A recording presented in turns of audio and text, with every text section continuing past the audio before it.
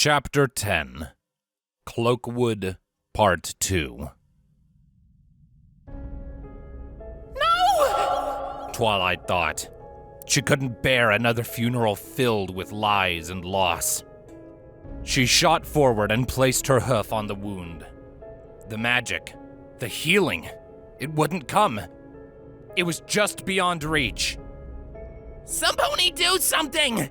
Rainbow cried, hovering over Fluttershy. Can't somebody do anything?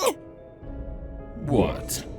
You didn't think there wouldn't be a prize for turning away from me, did you?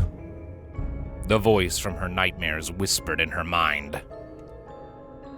Twilight, you can't help her, Applejack said, her voice on the verge of breaking. I'm going to heal her, Twilight said. You can't, Applejack yelled. She can, Pinky said. With Pinky's confident words in her ears, Twilight closed her eyes and dove back into her mind. There was a barrier between her and the power she had drawn on before. But the power belonged to her, not the specter of shadow in her dreams. Though Fluttershy was on the brink of death, she knew the Pegasus was still alive, and she had the power to save her friend. All I have to do is take what is mine. I'm not going to fail again, Twilight thought. She reached out for her inner strength, bending it to her desire. The barrier shattered before her will, and she felt Fluttershy's chest stir beneath her forehoof. In her mind, the voice screamed in rage. You did it, Twilight, Pinky said, her voice chasing away the echoes of the scream. Twilight breathed a sigh of relief and opened her eyes. Pinky's hoof rested comfortingly on her back. Fluttershy's chest calmly rose and fell. Her eyes were still shut, but she would live. Applejack picked Fluttershy up, and the Pegasus murmured softly. While she positioned Fluttershy on her back, she nodded toward the mist in the doorway. That isn't going to last much longer. Twilight followed Applejack's gaze. She could already glimpse torches through the fog and shapes moving in the central ring of the theater. Soon the mist would provide no protection at all. Ah, here we are, Gilda said, her voice emanating from the middle of the amphitheater. If you want to catch wounded prey, follow the blood. It leads into the ruins. We can't go in there. You know the rules, another bandit said. Who says you're in charge anyway? Yet another voice said. Iron Will, that's who. He's dead now, and I was his second. That means I'm in charge, Gilda shouted. Do you want to make 500 bits or not? Come on, Applejack said. We best get deeper before they make up their minds. She set off down the passage.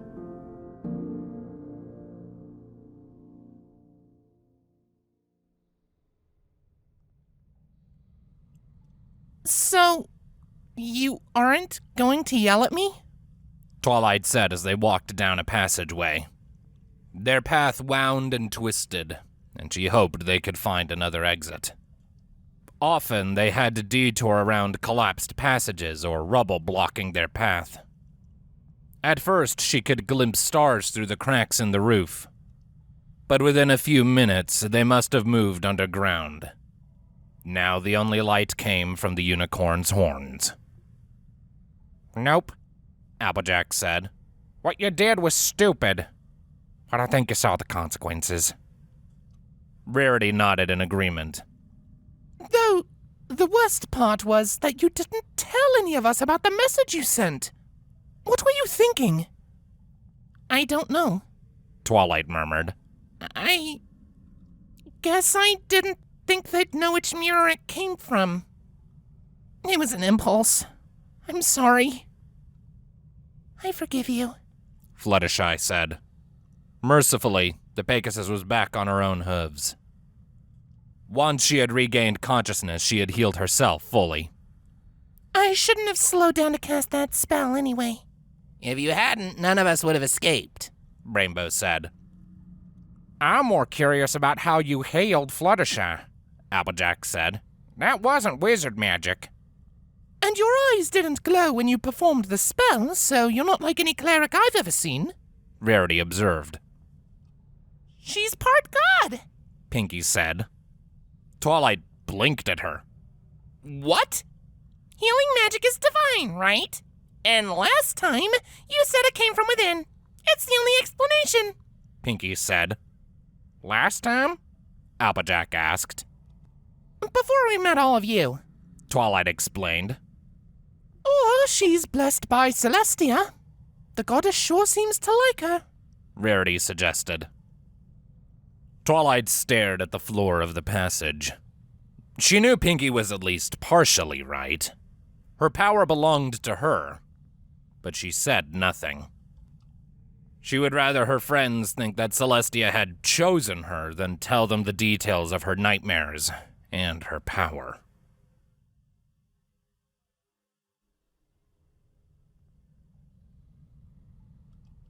Further into the ruins, Fluttershy abruptly sagged against the wall. I hear screaming, she said. Twilight perked her ears and peered down the corridor they were in. At first, she heard nothing. Then a mournful howl echoed down the crumbling tunnel. Ahead, around a bend, she saw the glow of flames. They're burning. Forever. Fluttershy murmured, shuddering. Who, Fluttershy? Twilight asked, glancing back at the Pegasus. Them! We have to put them out! Fluttershy said, her unblinking gaze focused on the glows spilling around the corner. Twilight looked back down the passage, and she saw a wolf's head made from burning wood emerge from around the bend. It glared at her with flaming eyes and stepped out into the passageway. The scorched charcoal branches and logs that made up its body glowed with heat, and ever-burning flames licked at its back. Two smaller wolves flanked the first, similarly ablaze. Fluttershy? Can you talk to them? You talked to Timberwolves once. Rainbow said. Fluttershy shook her head. These are Ember Wolves. He's making them do this. We need to put them out.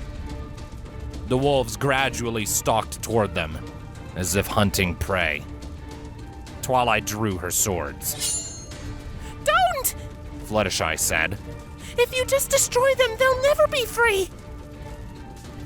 Rainbow shot two blasts of wind down the passage, but they only fanned the flames. The Ember Wolves growled as they approached, fires dancing on their charred teeth.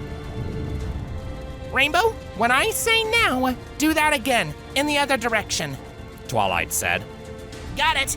Rainbow said. She launched a fireball down the corridor. There was just enough space for her to cast a spell without the blast hitting her and her friends. The Ember Wolves didn't flinch as the magical spark shot over their heads, and they didn't break their stride when the explosion washed down the passage and the heat licked at their heels. No! Twilight shouted.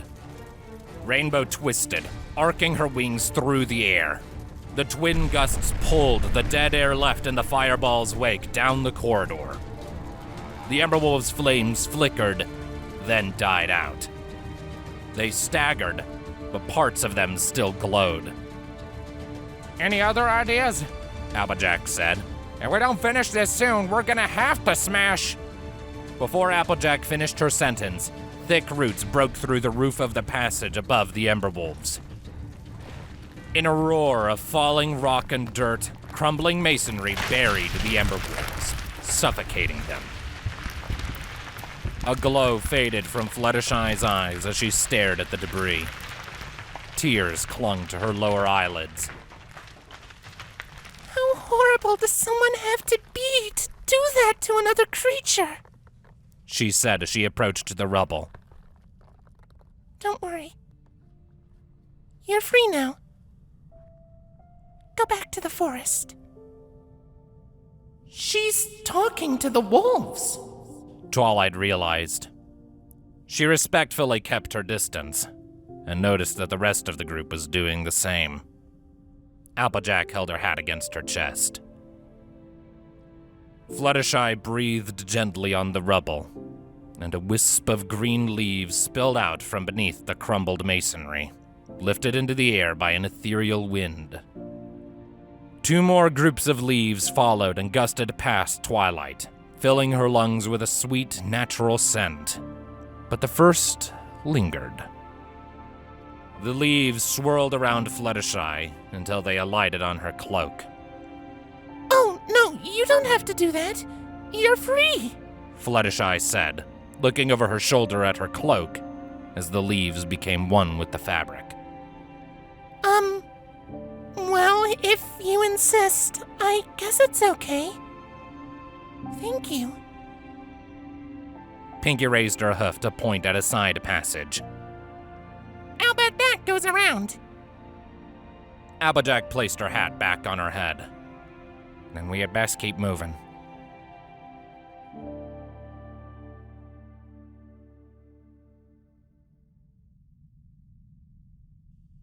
They found the Ember Wolves' lair, a small room with blackened marks on the stone and stairs leading up.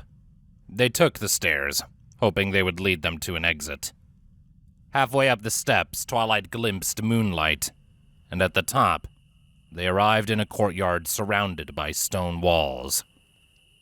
She could tell from the cracked stone paths and rectangles of exposed ground that this place held a guard not unlike Candlekeep's.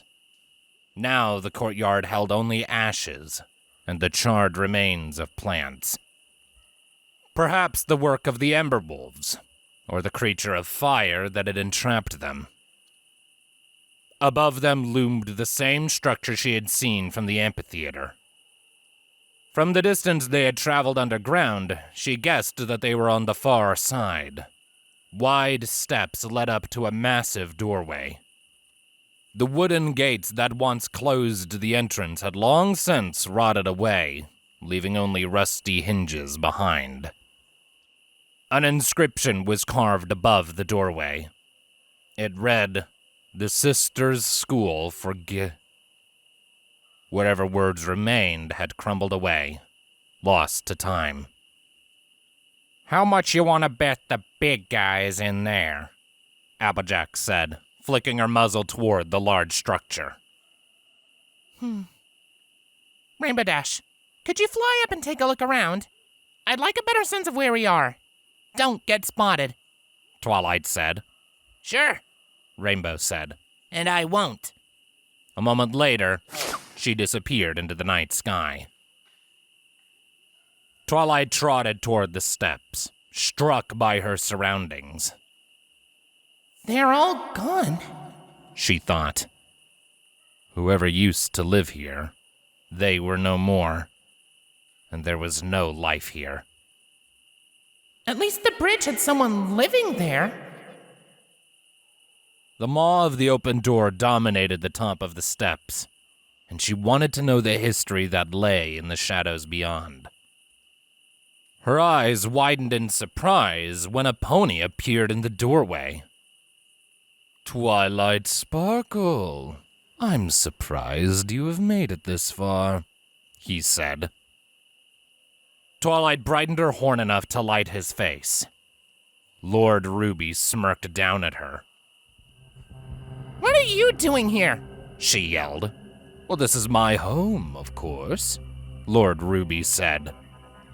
In a way, I'm glad you could make it. He turned his gay ways from Twilight and focused on Applejack. Especially you, little apple. Applejack glared up at Lord Ruby. What are you talking about? Oh, you don't remember me, Applejack?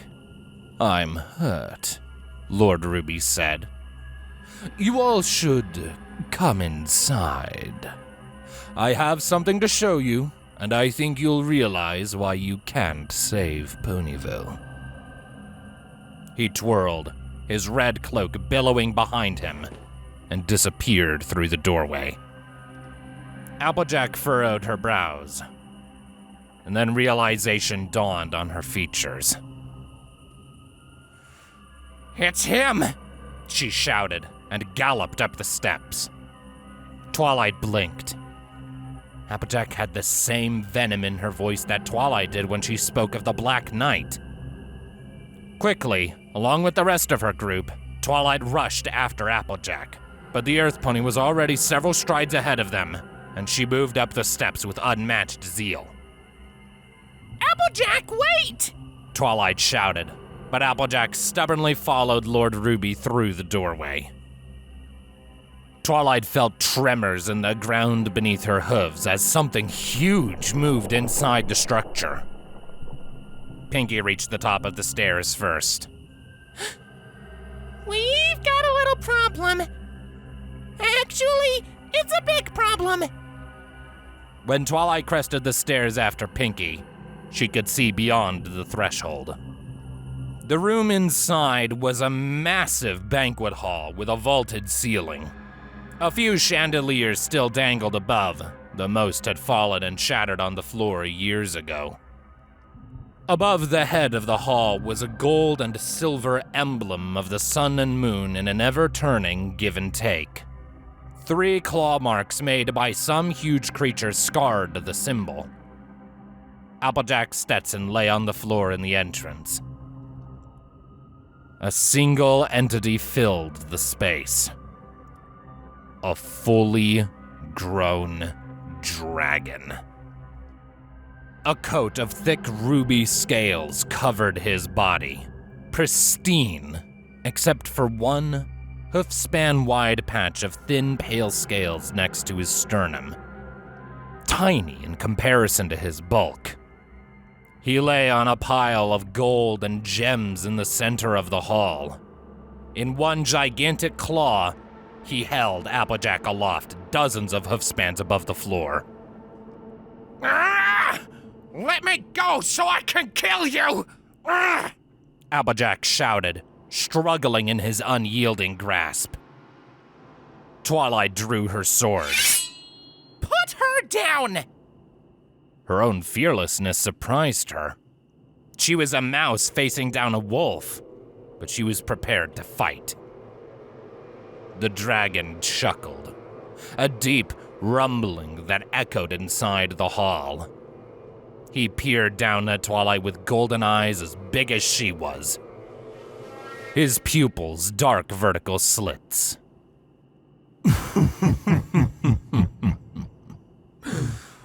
Or what? You cannot hurt me, little pony. My scales shrug off magic. And though your blades can cut through them, your swords are simply too short to penetrate deeply enough to cause me any lasting harm. Twilight gritted her teeth. She knew the dragon was right. Huh? What do you want, Lord Ruby? Lord Ruby. A transient name of fancy one I wore like the facade of pony nobility. Call me Pyros, the ever-burning. And what I want is revenge, Pyros said. If what you want is revenge, why don't you just kill me already? Applejack yelled. By closing his claw, the dragon could extinguish her life in an instant. Why all this? Ah, my dear Applejack, that would be far too simple. I want you and all of your father's children to live. I want you to watch everything you care about crumble away while you sit there, powerless to stop it, Pyros said. You already took our parents from us. What more do you want? Applejack roared. I had intended to take you from your parents, but they stopped me. This isn't about you, Applejack. This is about your father, Pyros said. And what did my father ever do to you? Applejack shouted. You mean besides wound me? He lowered Applejack, holding her directly in front of him. He took something that I wanted. Eve Orange, a gorgeous mare from an up-and-coming merchant family. A perfect bride for my noble identity at the time. But somehow, a dirt-sucking farmer from the countryside swept her off her hooves and carried her away. It was unimaginable. A mere pony could take what a dragon wanted. He took what was mine, and she left me.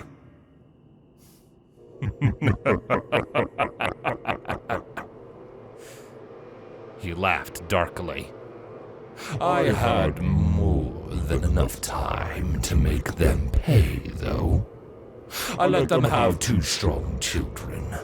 I let them watch you grow and dream of your futures.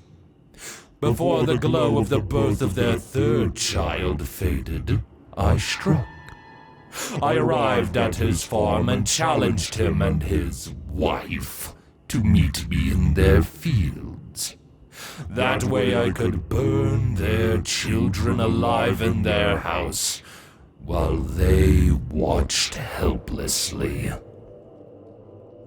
Twilight couldn't see Applejack's expression, but the Earth Pony stayed silent while Pyros told his story. They succeeded in intercepting me. He met me wielding that same chain you carry today, and his cleric wife wore that same old suit of armor. Pyros said. Empowered by divine blessings, he struck me with one near-mortal blow. With that chain, he nearly pierced my heart, and in my anger, I made the mistake of crushing them both. He clenched his other front claw, treasure clinking around it as he drew gouges in the stone floor beneath his hoard. But all was not lost. You were still alive. You had watched your parents die. I couldn't make your father pay, but I could make his children suffer for their entire lives. It took me years to recover from the wound he gave me. I have kept the scar to remind me to never lose sight of my revenge, just like you kept one of the fragments of my scales. Twilight held up Applejack's hat. The ruby object sewn into the crease between the brim and crown matched the color of Pyros' scales perfectly. Until the injury subsided, I couldn't return to pony form, and without disguising myself as a frail mortal, I couldn't influence your nobility and gain control of your lives. He looked past Applejack, focusing on Twilight and her friends in the doorway. Now my plans are in motion, and you are powerless to stop them. Take her and go. I want you all to see the folly in challenging a dragon. Leave this place. Leave my bandits alone, or I will kill you all and rely on russet apples to remaining children for my revenge. He roughly set Applejack on the ground near the entrance. As soon as she was free, Applejack snatched her hat out of Twilight's levitation and placed it on her head. She turned to face Pyros. If you think we're just gonna walk away... We are, Twilight interrupted. What? Applejack said, looking at Twilight like she had been stabbed in the back. Twilight focused on Applejack. He's clearly much too powerful for us to fight. We have to leave. Applejack glared at her. She's not getting it! Twilight groaned inwardly. Rarity, catching on, said, Just look at those magnificent scales! Do you trust me, Applejack? Twilight whispered, hiding her voice behind Rarity's. Applejack nickered, but she gave Twilight a tiny nod. It's time to go, Twilight said, then turned and headed back down the steps. Fortunately, every pony followed, even Applejack. When she reached the bottom, Applejack prodded her in the chest. I don't know what you're doing, but I'm gonna fight that dragon. If you're too scared to help, I'll do it without you. Twilight said. He made those Ember Wolves. Fluttershy interrupted. We have to do something. She swallowed. Even though he is a great big dragon, nobody should be able to do that to a creature and get away with it. So what's the plan? Rarity asked. Applejack blinked at Rarity. What plan? Twilight's plan. Pinky said sagely. She's a smart cookie. He gave us the opportunity to prepare, and we are going to take it. Twilight said, finally able to get a word in edgewise. If we work together, he won't know it hit him. Rainbow Dash came in for an abrupt landing. Okay, I've got good news and I got bad news. Bad news is they started poking around in the ruins. We're a ways away on the far side of this big place, but they'll get over here sooner or later. Good news is I wasn't spotted. So, what'd I miss? Rainbow, how would you like to help us kill a dragon? Twilight asked. A dragon? Sweet, what's the plan?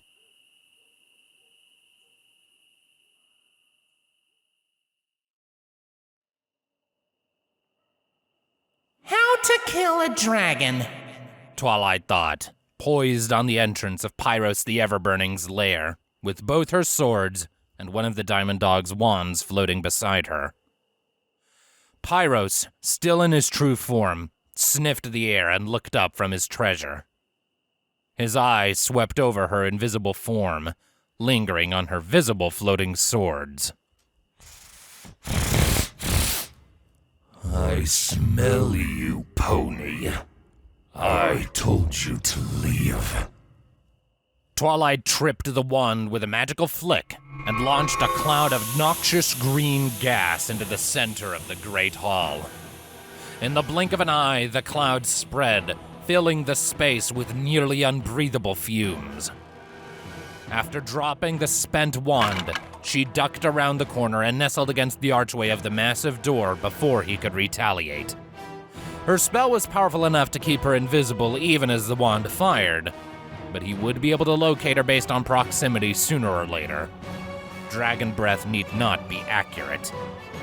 Step 1. Drive it from its lair. Insolence! You beg for death! I will kill all of you, and leave Applejack to bury your corpses! Pyros roared. The ground shuddered beneath her hooves as his massive form lumbered within the structure. He burst out of the hall beside her, barely squeezing his shoulders beneath the archway, and scanned the empty courtyard with his huge eyes. The bodies of 5 ponies were hidden there, concealed behind the remains of ancient pillars. Step 2. Trap it. A thunderous crack filled her ears. Above her, thick roots rippled through the stone of the archway, breaking it on Pyros' back. The weight of the roof of the grand hall fell on the dragon's shoulders. He roared, his forelegs crumpling as the burden drove him to the ground. After sidestepping out of her hiding place to avoid a piece of falling rubble, Twilight glimpsed Fluttershy's glowing eyes peeking out from around a chunk of masonry. Step 3. Hit it where it hurts.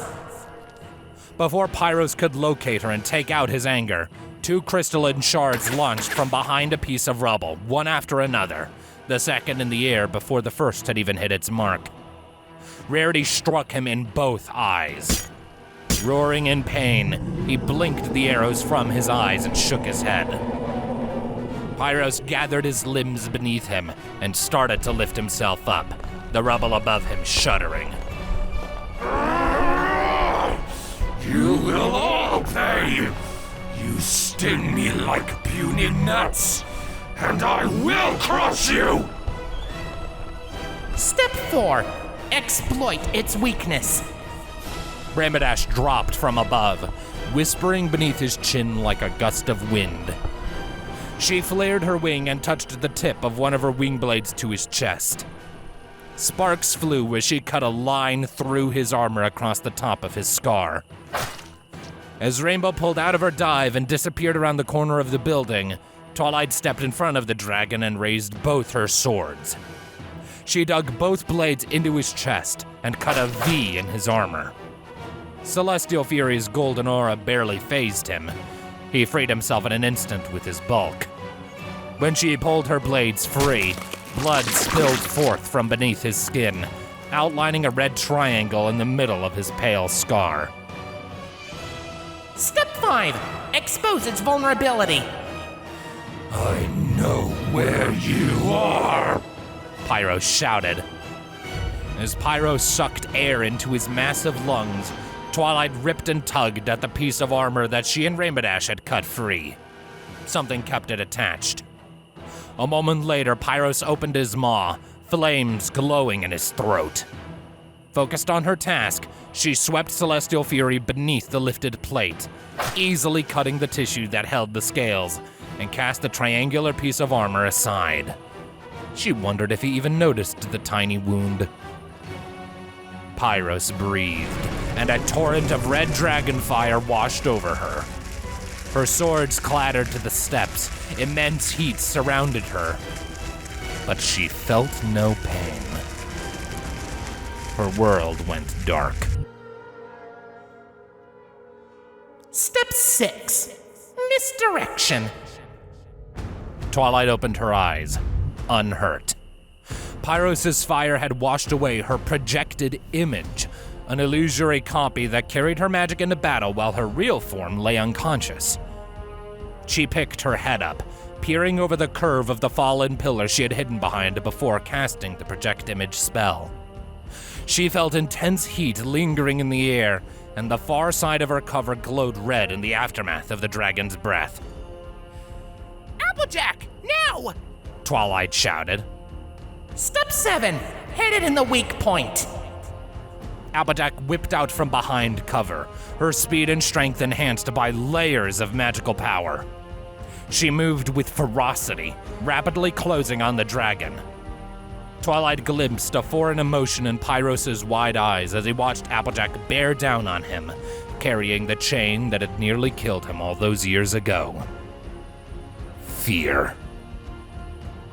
A layer of protective magic tinted her fur blue when Applejack's hooves hit the stones that still glowed red, warding away the heat.